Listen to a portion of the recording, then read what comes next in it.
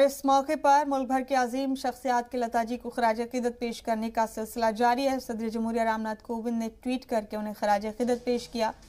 उन्होंने लिखा, लताजी के इंतकाल की खबर मेरे लिए दिलसोज है, जैसा कि दुनिया भर के लाखों लोगों के लिए है। उनके नगमों के तवील सिलसिले में हिंदुस्तान की आवाज़ और खूबसूरती को पेश करते हुए नस्लों ने अपने अंदरूनी जज्बात को जाहिर किया।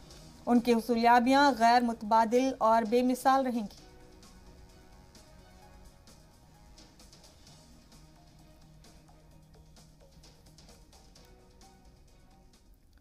वज़ीर आज़म नरेंद्र मोदी ने भी ट्वीट करके लताजी को खराज अकीदत पेश किया।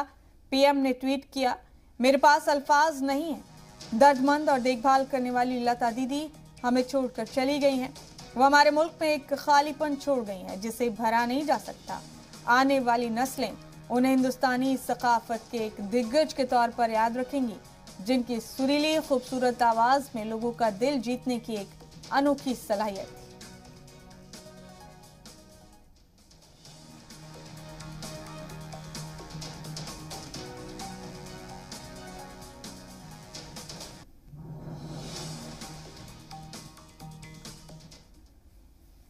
वहीं मरकजी वजीर नितिन गडकरी ने भी ट्वीट के जरिए लताजी को खराज अकीदत पेश किया।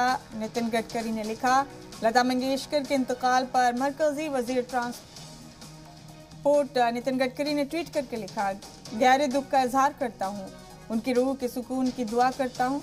मुल्क की शान और भारत रत्न लता मंगेशकर जी का इंतकाल बेहद अफसोसनाक है। उनकी नेक रूह को मेरा जज्बाती खराज अकीदत। उनका जाना मुल्क के लिए नाकाबिले तलाफी नुकसान है। वो सभी म्यूजिक मुतलाशियों के लिए मिसाल राह है।